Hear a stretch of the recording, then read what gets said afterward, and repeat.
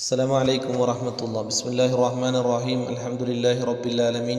വസ്സലാത്തു വസ്സലാമു അലാ അഷ്റഫിൽ മുർസലീൻ വഅലാ ആലിഹി വസഹ്ബിഹി അജ്മഈൻ. മനുഷ്യവംശത്തിന് വിശുദ്ധമായൊരു ജീവിത വ്യവസ്ഥിതി കാണിച്ചു കൊടുക്കാൻ വേണ്ടിയാണ് ലോകത്തിൻ്റെ സൃഷ്ടാവായ അല്ലാഹു തആല ഏറ്റവും ഉന്നതമായ ഒരു മാതൃകാ വ്യക്തിത്വമായി മുഹമ്മദ് റസൂലുള്ളാഹി സ്വല്ലല്ലാഹു അലൈഹി വസല്ലമ തങ്ങളെ തിരഞ്ഞെടുത്ത് അയക്കുന്നത്. അതുകൊണ്ട് തന്നെ അവിടുത്തെ ജീവിതം സമ്പൂർണമായും പരിശുദ്ധമായിരിക്കൽ അനിവാര്യമാണ്. കാരണം ഒരു നിലക്കും ചോദ്യം ചെയ്യപ്പെടാനാകാത്ത ഒരു ഉത്തമ വ്യക്തിത്വത്തിന് മാത്രമേ ഒരു യഥാർത്ഥ മാതൃകാ പുരുഷനാവാൻ സാധിക്കുകയുള്ളൂ. ജനനം മുതൽ മരണം വരെ എല്ലാ പാപങ്ങളിൽ നിന്നുമുള്ള പരിപൂർണമായ പരിരക്ഷ എന്നത്, അഥവാ സമ്പൂർണമായ പാപസുരക്ഷിതത്വം എല്ലാ പ്രവാചകന്മാരുടെയും പ്രധാനപ്പെട്ട ഗുണമാണ്. ചെറുതും വലുതുമായ ഒരു പാപങ്ങളും അവരിൽ നിന്ന് സംഭവിക്കില്ല. കാരണം അല്ലാഹു അവൻ്റെ അടിമകൾക്ക് മാർഗദർശികളായി തിരഞ്ഞെടുത്ത് നിയോഗിക്കുന്ന പരിശുദ്ധന്മാരാണവർ.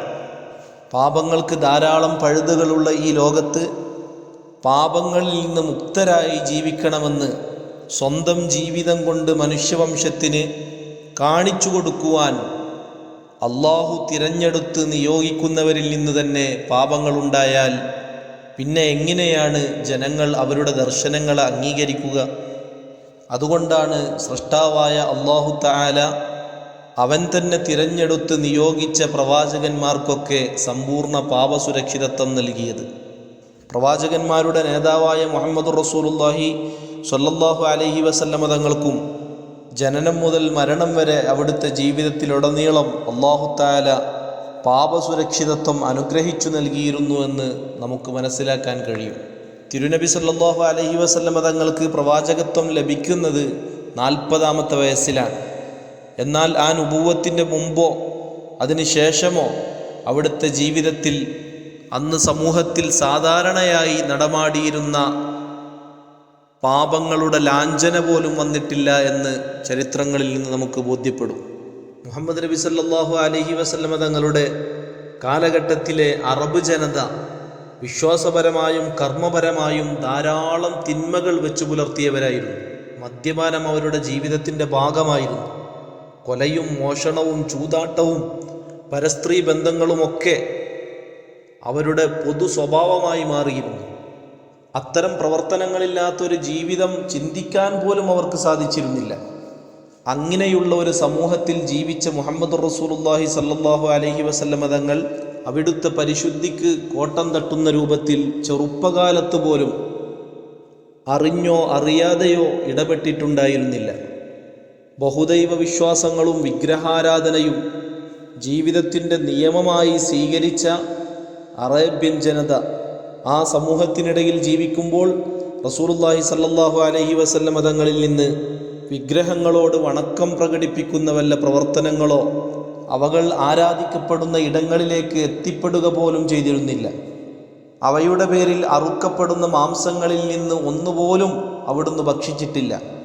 അവിടുത്തെ കൂട്ടുകാരും കുടുംബക്കാരും ഒരുപാട് തവണ നിർബന്ധിപ്പിച്ചിട്ടും അത്തരം പ്രവർത്തനങ്ങൾ അവിടുത്തെ ജീവിതത്തിൽ ഉണ്ടായിട്ടേയില്ല.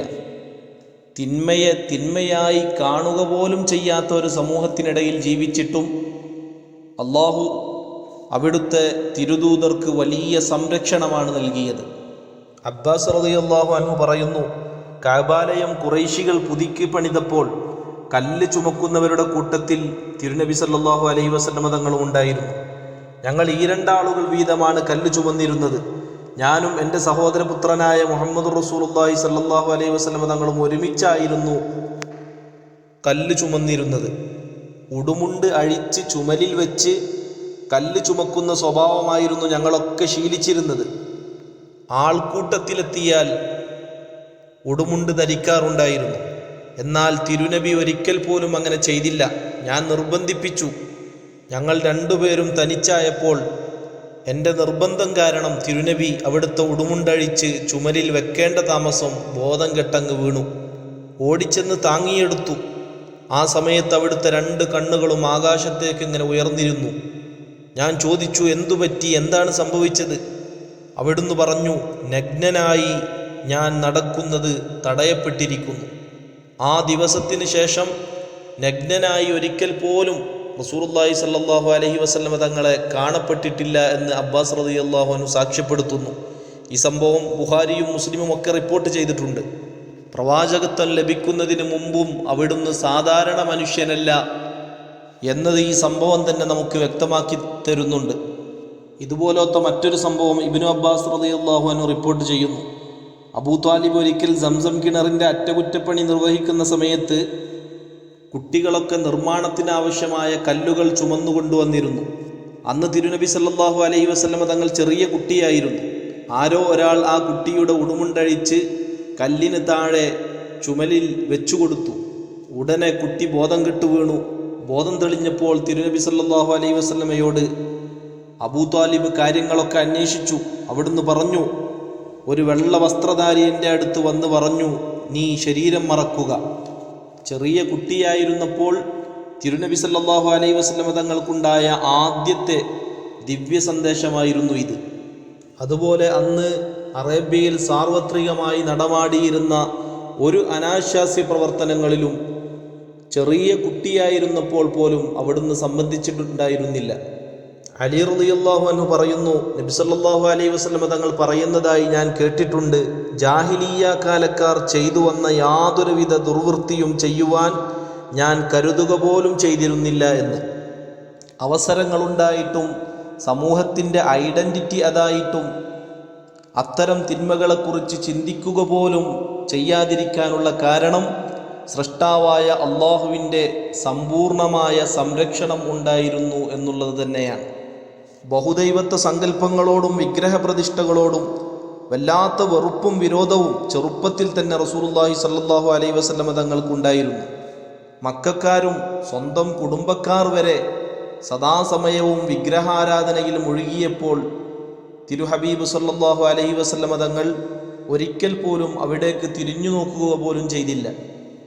അലി റളിയല്ലാഹു അൻഹു പറയുന്നു, റസൂലുള്ളാഹി സ്വല്ലല്ലാഹു അലൈഹി വസല്ലമ തങ്ങളോട് ഒരിക്കൽ ചോദിക്കപ്പെട്ടു, അങ്ങ് തീരെ വിഗ്രഹാരാധന നടത്തിയിട്ടില്ലേ? അവിടുന്ന് പ്രതിവദിച്ചു, ഇല്ല. വീണ്ടും ചോദിച്ചു, അങ്ങ് ഒരിക്കലും മദ്യപിച്ചിട്ടില്ലേ? അവിടുന്ന് പറഞ്ഞു, ഇല്ല. അവർ പുലർത്തിയിരുന്ന വിശ്വാസം സത്യനിഷേധമായിരുന്നു, അഥവാ കുഫറായിരുന്നു എന്ന് എനിക്ക് നേരത്തെ അറിയാമായിരുന്നു.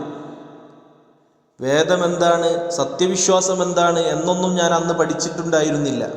നബി സല്ലല്ലാഹു അലൈഹി വസല്ലമ തങ്ങൾ ചെറിയ കുട്ടിയായിരിക്കുമ്പോൾ തന്നെ കഅബ തവാഫ് ചെയ്യാറുണ്ടായിരുന്നു. എന്നാൽ ജാഹിലിയ്യ കാലത്ത് കഅബ തവാഫ് ചെയ്യുമ്പോൾ പ്രത്യേകം തൊട്ടുവന്ദിക്കേണ്ട വിഗ്രഹങ്ങളുടെ ഭാഗത്തേക്ക് പോലും അവിടുന്ന് തിരിഞ്ഞു നോക്കാറുണ്ടായിരുന്നില്ല. ഇതൊക്കെ അമാനുഷികമായ ഒരു സംരക്ഷണം അവിടത്തേക്ക് ലഭിച്ചിരുന്നു എന്നുള്ളതിൻ്റെ ഏറ്റവും വലിയ തെളിവുകളാണ്.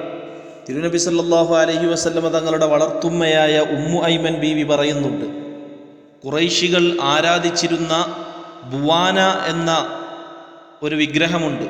അതിൻ്റെ സന്നിധിയിൽ ഖുറൈശികൾ വർഷത്തിൽ ഒരിക്കൽ ചെന്ന് വലിയ ഉത്സവം നടത്താറുണ്ടായിരുന്നു. ബുവാനയുടെ അങ്കണത്തിൽ ചെന്ന് ബലിയറുക്കുകയും തലമുണ്ടനം ചെയ്യുകയും ഉത്സവ ദിനം രാത്രി വരെയും അവിടെ ഭജന നടത്തുകയും ചെയ്യാറുണ്ടായിരുന്നു.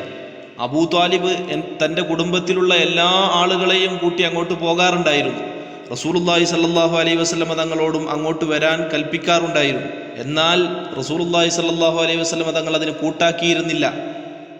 നബി തങ്ങളുടെ കുടുംബക്കാരും അമ്മാവിമാരുമൊക്കെ പല പ്രലോഭനങ്ങളും നടത്തി നിർബന്ധിച്ചു.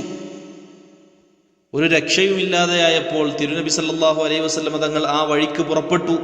കുറച്ചു കഴിഞ്ഞപ്പോൾ ആളെ കാണാതായി. പിന്നീട് പേടിച്ച് വിറച്ചു ഓടി വരുന്നു. അമ്മാവിമാർ ചോദിച്ചു, മോനെ, നിനക്കെന്താണ് പറ്റിയത്? നിനക്ക് പിശാചുബാധയൊന്നും ഏൽക്കുകയില്ല, കാരണം ഒരുപാട് നന്മകൾ ജീവിതത്തിൽ വെച്ചു പുലർത്തുന്നവനാണ് നീ. അതുകൊണ്ട് എന്താണ് ഉണ്ടായതെന്ന് ഞങ്ങളോട് പറയൂ. തിരുനബി സല്ലല്ലാഹു അലൈഹി വസല്ലമ തങ്ങൾ പറഞ്ഞു, ഞാൻ ഉത്സവ സ്ഥലത്തേക്ക് പുറപ്പെട്ടതായിരുന്നു. വിഗ്രഹത്തിനടുത്ത് എത്താറായപ്പോൾ വലിയ ആകാരത്തിലുള്ള ഒരു വെള്ള വസ്ത്രധാരി എൻ്റെ മുന്നിൽ പ്രത്യക്ഷപ്പെട്ടു.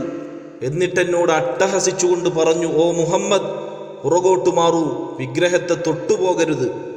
ഈ സംഭവം പറഞ്ഞു ഉമ്മു ഐമൻ ബീവി പറയുന്നു, പിന്നീട് പ്രവാചകത്വം ലഭിക്കുന്നതുവരെയും അവിടുന്ന് ഖുറൈശികളുടെ ഒരു ഉത്സവത്തിലേക്കും പോയിട്ടേയില്ല. ഇങ്ങനെ വിശ്വാസത്തിലും കർമ്മങ്ങളിലുമുള്ള എല്ലാ തിന്മകളിൽ നിന്നും തടഞ്ഞ് അമാനുഷികമായ സംരക്ഷണവും സുരക്ഷിതത്വവും നൽകിയിട്ടാണ് അല്ലാഹു തആല അവിടുത്തെ തിരുദൂതരായ മുഹമ്മദ് റസൂലുള്ളാഹി സ്വല്ലല്ലാഹു അലൈഹി വസല്ലമ തങ്ങളെ ചെറുപ്പം മുതലേ വളർത്തിക്കൊണ്ടുവന്നത്. വആഖിറു ദഅവാനാ അൽഹംദുലില്ലാഹി റബ്ബിൽ ആലമീൻ. അസ്സലാമു അലൈക്കും വറഹ്മത്തുള്ളാഹി.